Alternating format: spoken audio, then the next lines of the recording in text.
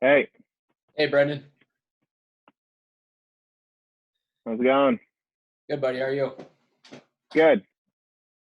Thanks for coming on here. Appreciate it. Yeah, my pleasure. How are you guys doing? Are you up in New York? Yep, I'm in Rochester, so doing well up What's here. Hasn't been too uh bad. yeah, it's starting to are you guys opening up now? Yeah, it looks like we're gonna be right through phase one and get right into phase two June 1st. So we're on the right track, and it's good to see all you guys down there starting to open up, and you'll be able to get going soon, right? Yeah, we're going into phase two now. We're opening beaches and everything. Restaurants are opening up at 50%. So it's yeah, it's slowly getting open. Nice. Well, it's 7 o'clock, so we'll jump right into this. But just a little bit of background. So today we're going to talk some defensive concepts. So we're kind of shifting gears a little bit on Tuesday nights with our webinars to try to give some information for some of our younger Sweetlax players, as some of the webinars with the professional guys, college coaches have been a little bit advanced, and so we wanted to make sure we're hitting every one of our teams throughout Florida and upstate. So last week we touched on some basic offensive concepts, and so this week we'll dive into a little bit of some defensive stuff, and really we'll take the whole 20 minutes or so and focus really on one thing, and that's just our approaches defensively. Um, it's one of the most important, if not the most important, things about playing defense and team defense, and especially if you're talking about one-on-one defense. So uh, here you'll just see our upstate playbook. The Florida guys have very similar one, and we use this similar vocabulary, and it comes down to right foot and left foot area. And so you'll hear our coaches yell right foot, or left foot, and we'll show some clips in a second to give you some examples about this. But it's just an overview of that, the right foot, left foot, and area above the net, and then the right foot, left foot below the net. And as you see, the most important thing is we're trying to take away the paint. We're trying to prevent players from getting into the middle of the field. And that's why we do the right foot and left foot approaches. So the most important thing on defense is not getting beat to the middle. As we get older, we start to play more team defense, and we want to send guys to where our defense can slide. So that's where this right foot and left foot approach becomes so important. So, and as we get older, we really got to focus on if I'm in this the righty alley, the righty midfielder alley, I got to take a strong right foot approach. And if I'm in this alley defending a player, I got to take a left foot approach, and vice versa down below the crease. So it's something we'll dive into here for the 20 minutes, show some examples, and continue to kind of touch on all four of these areas. Do you have anything to add there, Coach? No, I love this graphic you guys have, and we use this in Florida as well, and it just really paints a great picture. You can see exactly where you should be, forcing a guy on every side of the field. And just most importantly is if you see the paint, and if you think about defending the paint more than defending the man, it makes life a lot easier. And I think you'll see that throughout this, talk, is really just forcing guys down the side and away from the paint. So I'll show a few clips, and we'll jump back to this this picture a bunch too, just so then you guys really understand what we're talking about with that picture. So on this first clip, you'll see we need to take a right foot approach. So this midfielder right here is about to dodge down this, or we want him to dodge right down this righty alley.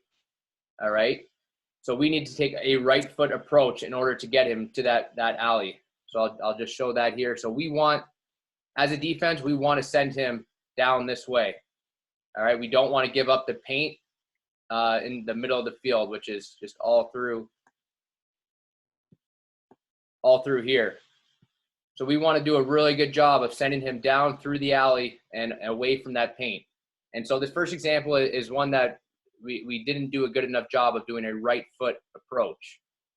So as we start to watch, we want to get our midfielder right all the way up to this part of this field right here. We want his right foot to be right up above this shoulder. So when you hear why we call it right foot, it's we want your right foot upfield and above your defender.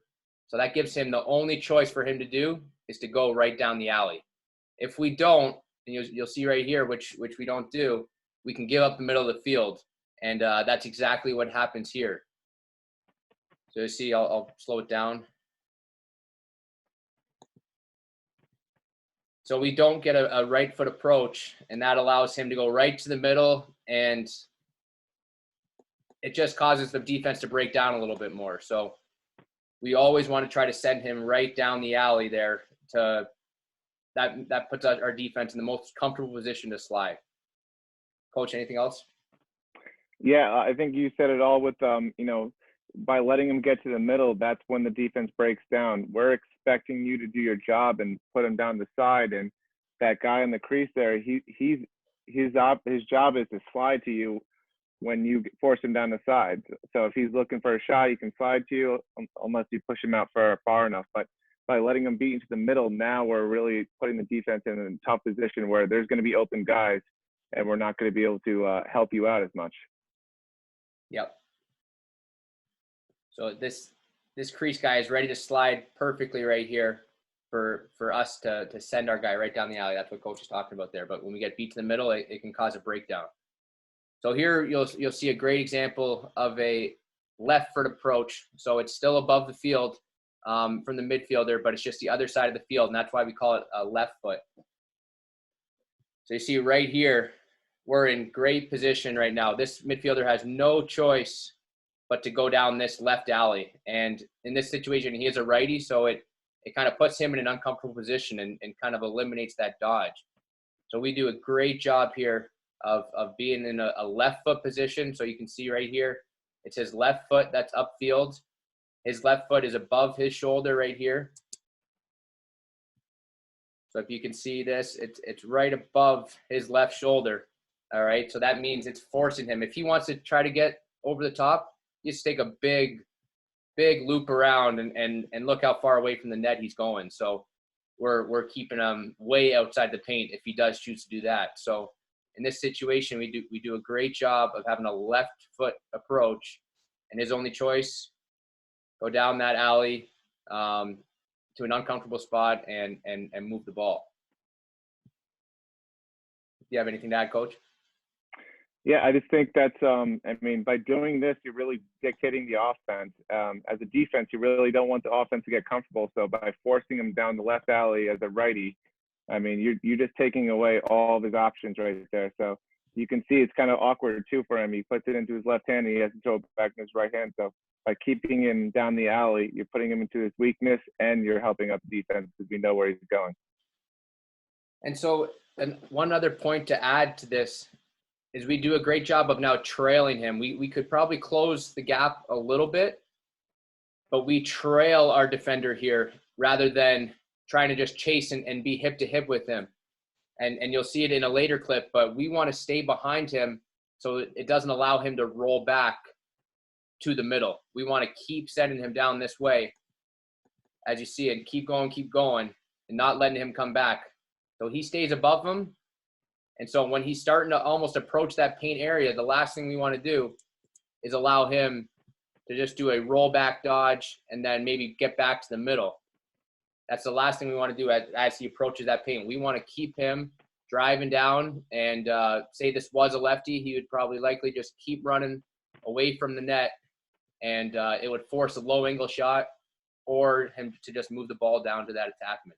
So you'll see in this later clips, you have to be able to trail your man, and it's something that we're definitely a little uncomfortable with. It feels like we're beat and we're not doing our job because our man's kind of in front of us, but it's how we'll will give up low angle shots and not allow guys to roll back into this paint area right around here.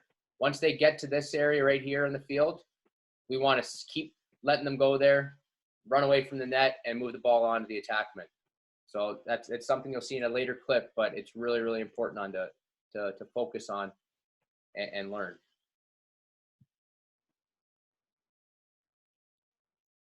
So you'll see that right here. This is another left foot situation. So we have pretty good left foot defense here. He's in a good position, and he's sending him down to 2X away from our net and hopefully away from the paint. But we don't stay on that high shoulder, and it allows him to roll back. And this is a pretty shifty player, so it's a pretty difficult cover for a short stick, but we still want to do a better job of staying in that high field. So we'll watch here.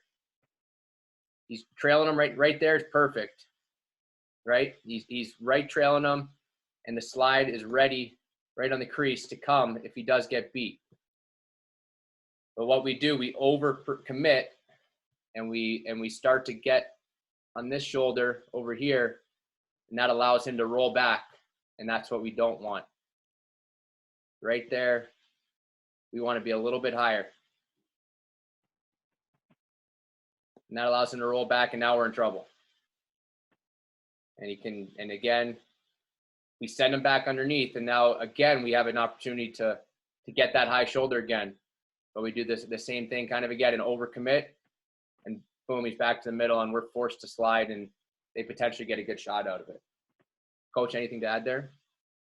Yeah, I think this probably is one of the most difficult things about being a defender, is to have that patience of trailing someone, especially in these situations on the wing where, you know, you feel like you're getting beat completely underneath, but if you're closing out on that back shoulder, you're forcing him into a really low angle situation, and most likely a slide too. So it's a good thing, but when you do give it up and you overextend and they get back top side, that's when we're really putting ourselves in tough situations because they're getting to the paint. But you know, there's scenarios where that's going to happen sometimes. But when the guy rolls back, all right, now you have a second chance at regaining your position. So that's really when those opportunities come. You got to really take that top side approach. And I think when that guy rolled back on the second time, where we have it frozen right now, he could have almost made up for that, but he overextended again. So really just focusing on, I always said the rule of thumb is seeing the back shoulder of the guy. So if I'm a lefty running, I want to see this back left shoulder. And if I can see that, I know I'm in a good trailing position, so he won't be able to roll on me. Yeah, and especially if you're a lefty here, yeah, it helps as well. You can have your left, your stick kind of almost touching his shoulder, his left shoulder, and just really trail and ride out his hips and send him underneath.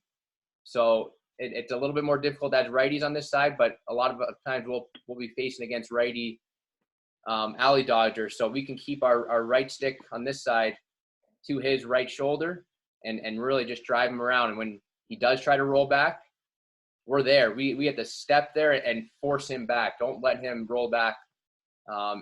We have to be, this one we have to be physical. So if we can start to close the gap, get our stick maybe right on his left shoulder or right on his hip, that'll prevent the rollback there. And just showing this diagram again, this is all happening in this left foot area right here. So that's this for lefty dodgers, they're dodging their lefty alley, and that's where we really have to have left foot approaches anywhere above the goal line right here on this side. And that's when we're going to trail him up top. As you can see, we're the red guys on defense here. That's why you show us a little bit above them, trailing them, and that's how you're going to send him right down the alley.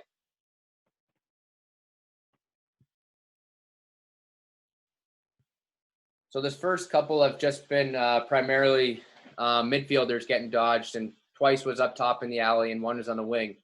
A lot of time as long poles, we'll have to face these wing dodges as well. So luckily we've got a 6-foot pole to use once we get a little bit older, and it can help a little bit and really getting that right foot approach. So on this side, we're on the right side of the field. We have a right foot approach. So our right foot is going to approach this high shoulder. All right, and we can use our stick as a little bit of leverage. We still want to use our feet, and I'm sure Coach is going to touch on that, but we still can use our stick to give us even more of that right foot leverage. But as we get older, we want to rely more on our feet and physicality. So don't rely purely on our stick. So as we'll see here, we do a pretty good job of a right foot approach with our long stick. He approaches that shoulder, and we send him right underneath, which is where we want him to go. Right here, it's perfect. He's going right to where our help is, and he's going to get a pretty good collapse from our defense because of where we send him. Coach, you have anything to add as we watch this clip? I think my favorite thing about his approach too was his stick was completely out, really giving him a good position to react to him. So having that 6-foot pole out really gives him more time to react to what move he's making. He sees he's going underneath, and then he's able to close out and be riding on his back shoulder.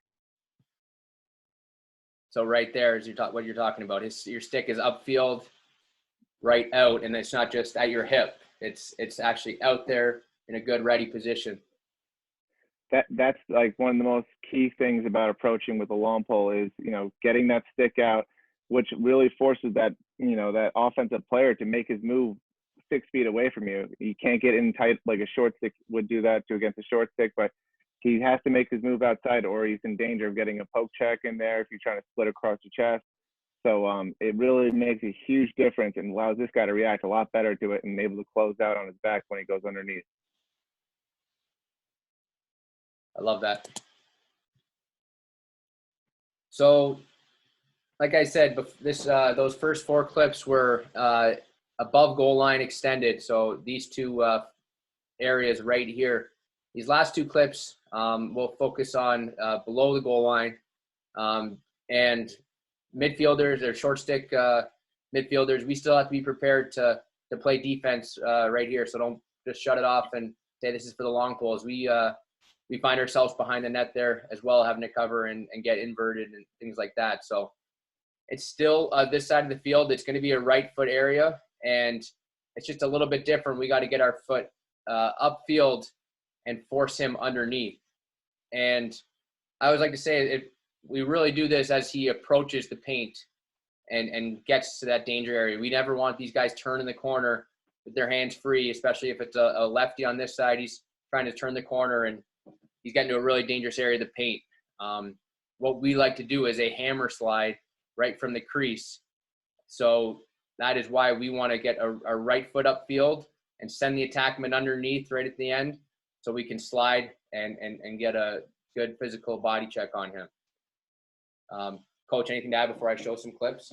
Yeah, just the difficulty when you force a guy underneath, there's only one thing you can really do is try to shoot a low angle shot, which is not high percentage. And now you have a slide in your face and to be able to make that pass. So you're forcing him into a really tough position. And I think that's something guys think they're getting beat, but you're really forcing him into where your strength of your defense is. So it's so important to have that right foot up.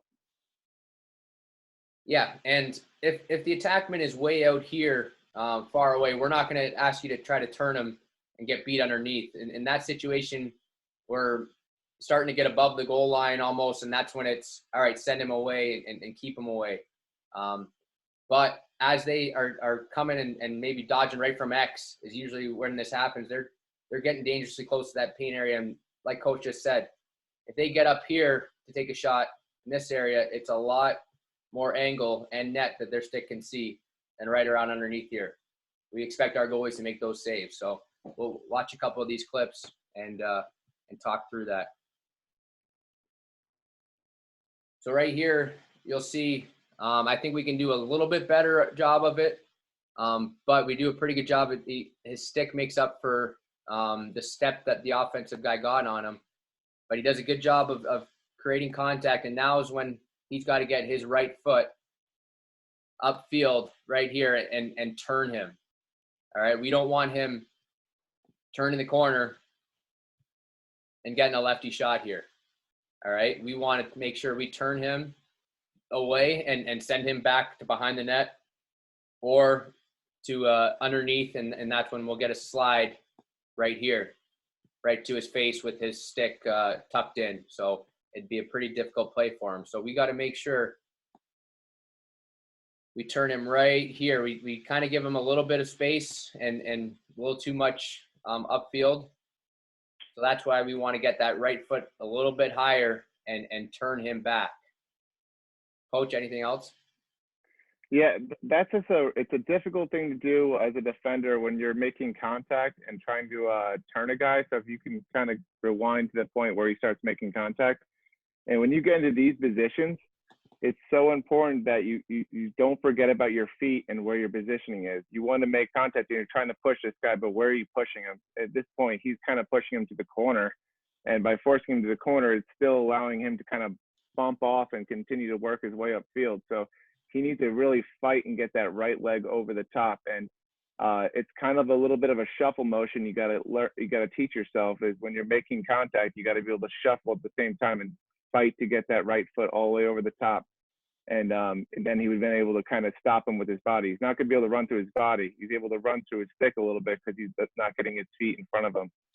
But that it's difficult. But he could have done it if he got a better job shuffling over a little bit. Yeah, and once you are behind, that's when you really have to try to recover and almost exaggerate that recovery a little bit by just pushing his back hips right here. He's just pushing him to where he wants to go. In this situation, right before this, he could have maybe just right here start to get up on that right hip foot area right there, and then he has no choice but to roll underneath or take a long get away from the field here. So then we get him out of the paint. So that's something we got to think about is once they do get to that spot, don't panic. Don't just start hammering on his hips. That's when you can maybe try to use your IQ a little bit and get upfield and be smarter, not just trying to be too physical. Yeah. If you have if the hold or a lift check is part of your game, this is a huge one because he was a one-handed cradler. So if that free arm is available, if you can get under that free arm, that's going to make life a lot easier on turning that guy a little bit. But if not, and you have a cross-check hold, which he ends up being in, it's about steering him. So I'm using my right hand as hard as I can and really trying to turn him and try to steer him in the direction you want him to go. So if he's forcing him all with his right hand, he should be able to turn him a little bit more than that. And lastly, one thing we never want to see our guys do is what he does right here and goes over the head. And that just, he gives up the middle right back again and potentially a really dangerous, aggressive play. If he goes over the head here, he could have, luckily he's a righty, so he's probably not as comfortable going there, but he gives up the potential for an easy inside roll here. And so that's something we never want to see our guys do. You just ride those hips, trust your positioning, and continue being physical. It's called like a home run check almost. And a lot of times when those miss, it ends up in the back bar net. So that's something we never want to do is go over the head like that. I'll just say, he wasn't beat. So like Coach said, there's no reason he should have really went over the head there. And there's times when you maybe make a mistake and you get run by, and then that trail check, which could look like an over the head check, is the one that you want to be focusing on. But he just took himself out of position to make that check, which is wrong. So the last clip we'll watch, Mike Manley, this is his MVP year in the MLL or Defender of the Year, and you can watch him going against John Grant Jr., one of the best attackmen to ever play, and see how he stays on that right foot the entire time and doesn't let him turn the corner. It's just they're obviously two physical players here, and he really keeps his right foot, tries to right there. Look at how upfield he's got his right foot, and if John Grant wants to continue upfield, he's going to keep sending him that way and then try to turn him back underneath for a slide. So it's a really good job. We're going to have physical dodgers. You're going to play against a lot of physical dodgers, and so it's important that we maintain that contact, like you said, but still be able to have our feet get to where we want to get to. So to see it again here. He's staying that right foot approach right here. He is upfield. He's not trailing this hip right here. He's getting his stick and his feet to that right hip over here. His right foot right here is in great position. We continue to turn him if he needs to. And he keeps recovering. In the end, he throws a nice check that his feet allow him to be able to throw because of the position that he's in. Anything to add, Coach? Yeah, I think this is a really great play by Mike Manley with his the way he approaches him. Because the one thing, if you freeze right there, it's perfect.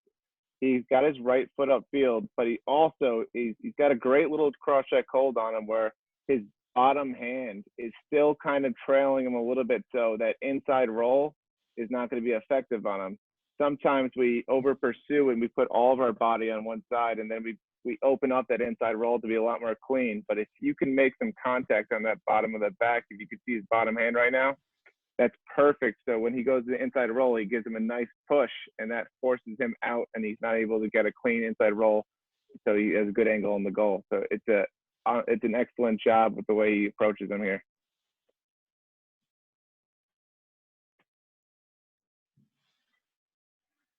So those were the two right foot clips in this area right here, and like we said, it's just so important to keep that foot upfield and keep that guy from the dangerous area of the paint, which is right at the 5 and 5. We have any offensive guys on here, they're taught to try to get to that 5 and 5, and that's when you can really play with the defenders a little bit. So we need to do everything we can to prevent them to get there. And right foot on this side and left foot approaches on that side are going to get that done. Just in summary, it's just two of the biggest takeaways hopefully are the angles that you take with the right and left foot, and then starting to get comfortable with feeling like you're beat a little bit. You want to be a quarter to a half of body length above these guys to really send them down. And it's going to be uncomfortable. You're going to feel like you're getting beat, and you just have to trust as you get older, the defense is going to be ready to slide. And if you can, just drive him away from this paint area. It's just going to be so important as you start to develop. We have a couple questions. I couldn't see them when I was sharing my screen. One person that just asked what the paint is, and so the paint is just the danger area of the field that we want to prevent the players from getting to. So that's this whole area right here, the middle of the field. It's a lot of coaches say that the team that defends the middle of the field usually wins that game. It's because we expect our goalies to make low angle shot or saves from this area and this area. So if we can prevent shots from this paint area, we're going to be in a really good position defensively and give our goalie a lot of opportunity to make the easy saves. Coach, anything to add in closing? Just to kind of reiterate, it's really the biggest and probably the hardest thing about a young defender, and I remember going through this myself, is trusting the defense to handle the guy going down the alley. And I think we're always programmed in our heads with basketball and other sports to never let a guy get by you. But in this situation, you're forcing him into a lower percentage shot angle. So you're actually helping the whole team. So it's so easy to get, like you said before, where a guy forced him down the alley, but then he over pursued and he let him roll back. And that's the hardest part. So just being able to sit on that back shoulder, trusting that you have a slide there if you get beat. And if not, you're able to close out and force him away from a good angle shot. It's really, not easy to do, but it's something if you start thinking about a lot more, you'll start to see it and it'll start adding to your game. Awesome. Well, Brendan, I really appreciate you coming on here.